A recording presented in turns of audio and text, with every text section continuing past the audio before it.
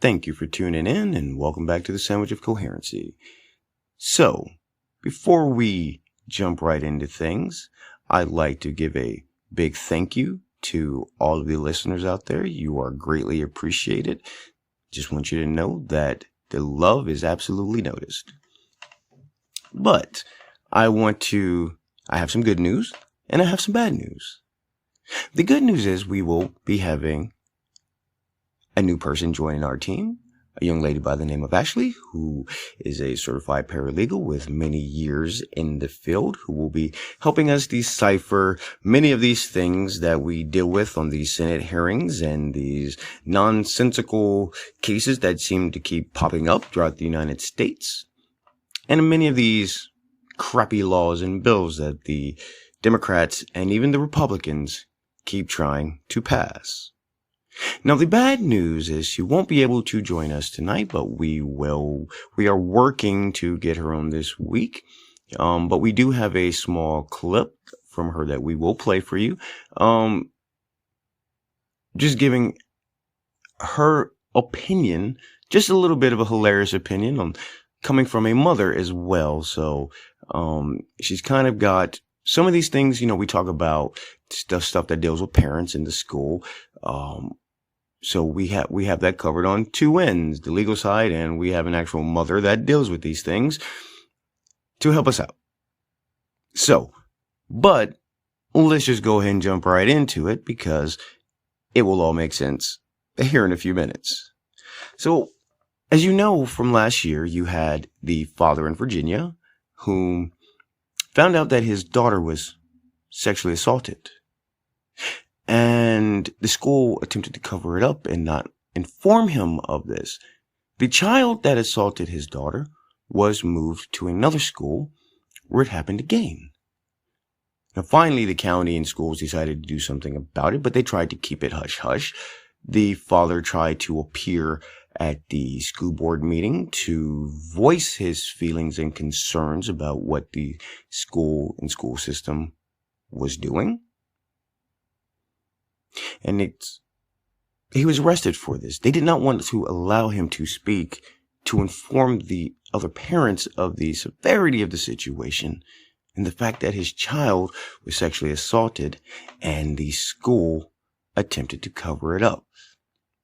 Now, this started a whole big thing with the Department of Justice. We've covered this last year a couple times. The situation with the Department of Justice with the memo where they were working to label parents as domestic terrorists for questioning school boards. Well, this has come full circle, and turns out at this point there's more to it. They have the memos, and we will be listening to Jim Jordan read from these because this memo that they wrote, they're attempting to actually make this a bill to get passed. And it's important for us to understand the severity of the situation that this will have for parents. Because in my opinion, if you were ever looking for a reason to switch your child to homeschool, this might be the icing on the cake, as they say. The nail on the head, hitting the nail right on the head, square, flush, one shot, drive it through the plank. Because what this administration has been doing is completely detrimental to the continuation of the foundations of the United States. The idea of labeling parents as domestic terrorists for wanting to have a say-so, wanting to be informed, and wanting to be made aware of what's being taught to their children or what is happening to their children in schools. We saw this during the pandemic. Parents had no idea what was going on in schools, but this pandemic kind of blew the lid open on a lot of that stuff because many of these liberal teachers had no idea that the parents were still in the house and were listening to what they were teaching their children And then telling them things like don't tell your parents and all this all kinds of things like that. That should make you wary. Because that should make you extra worried and even a little paranoid to the fact of what is being fed into impressionable minds 8 to 10 hours a day. You send your children to these schools in the hopes that the teachers will be teaching them the basics that they need for life, math, science, reading, writing, all of that. All the basics, chemistry, auto class, shop. Maybe even home ec. Do they even have home economics or shop anymore? But you send them there in hopes that these are things that your child will be learning. And I can't say that the idea of your child's math teacher spending each class talking about his or her sexuality being appropriate. I can't think of that being appropriate, is what I mean to say. And I would question parents that think it is. Now look, this is not to say what people do in their personal life should be judged. Hey, that's you, man. Whatever your personal life, your sex life as an adult is yours as an adult. That is not something that you should be discussing with your math class, the children in your math class. If you wanted to teach them that, you should have taken biology. You should be teaching them things that aren't math. Health, maybe. But even then, when teaching these things, the teacher's personal sexuality should not be a part of the lesson plan. That is not for teachers to be discussing with the children. That is something to be discussed with the parents. Yes, I know not all parents are going to want to discuss these things or be able to discuss these things, or if things don't seem what they consider normal, they'll be inclined to discuss these things.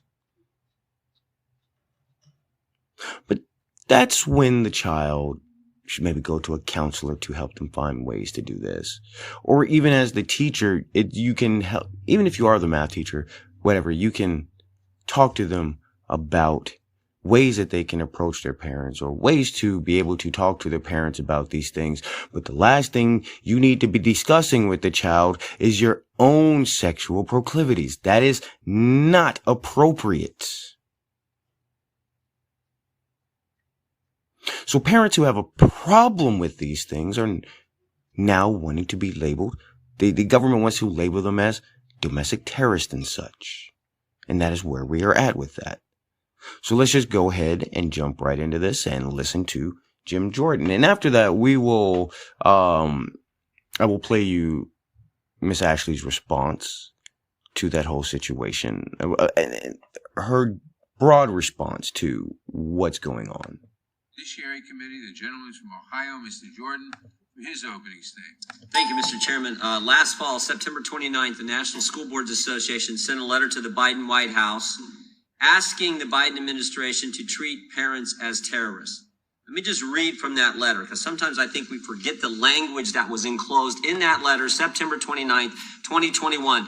Here's what the language says. And this is not a soundbite or a conspiracy theory. This is what they wrote to the Biden White House. The National School Boards Association requests a joint expedited review. The National School Board Association requests that such review examine enforceable actions under the Patriot Act, asking the Biden administration to use the Patriot Act against moms and dads. 5 days later, the Attorney General of the United States sends a memorandum to the director of the FBI. Here's what the memorandum said. I am directing the Federal Bureau of Investigation, working with each United States attorney to convene meetings with federal, local, and territorial leaders within 30 days of the issuance of this memorandum, and to open up dedicated lines of communication for threat reporting, to open up a snitch line on moms and dads. 16 days after that, October 20th, because of a brave whistleblower, we learned that the FBI sent out this email to agents around the country.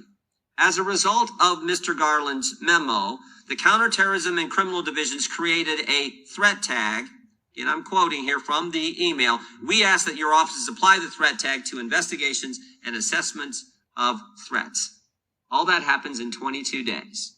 Letter from the School Board Association, memorandum from the Attorney General, and then an email sent out to FBI agents around the country to put a threat tag, this designation, this label on moms and dads. 22 days. First thing I always say is I've never, in my time in Congress, never seen the federal government move that fast.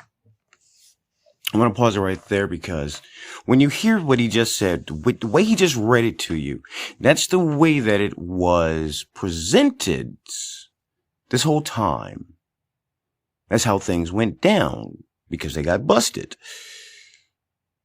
But he's about to continue on, and it's really going to blow your mind because when you find out how it actually went down, see, there's an extra step that was left out of it before that started the whole process to begin with. So let's just go ahead and continue. Now, 22 days. Couple things we've learned since then. First is between the initial letter on the 29th and the memorandum on the 4th, we learned that Viola Garcia, the individual who signed the letter to the Biden administration from the School Board Association, was given a plum assignment at the Department of Education. And second, and maybe most importantly, we learned that the National School Boards Association didn't really initiate this whole thing. The Biden administration went to them. Emails that we've now seen show the Department of Education first went to the School Board Association and said, write the letter to us, give us the pretext so we can do what we want to do, namely go after parents. So it was a plot, it was a scheme, it was a plan, started first with the administration, not with the School Boards Association. And then, of course, we have October 21st. October 21st, the day that the Attorney General came in front of this committee and made this statement. I could not imagine any circumstance where parents are treated as domestic terrorists. Only problem with that statement is the very day before, the email had went out to FBI agents around the country saying treat parents as domestic terrorists, put this threat tag label on them. And now here we are today. Here we are today with the bill that's going to codify, in effect, what took place that the chairman refuses to actually have any more hearings on, something that is, I think, front and center with the folks I talked to in the 4th Congressional District. But here's what the legislation would do. That's in front of us today. The legislation would codify and authorize domestic terrorism offices within the Office of Intelligence and Analysis of DHS, the Counterterrorism Section of the National Security Division, and the Counterterrorism Division of the FBI.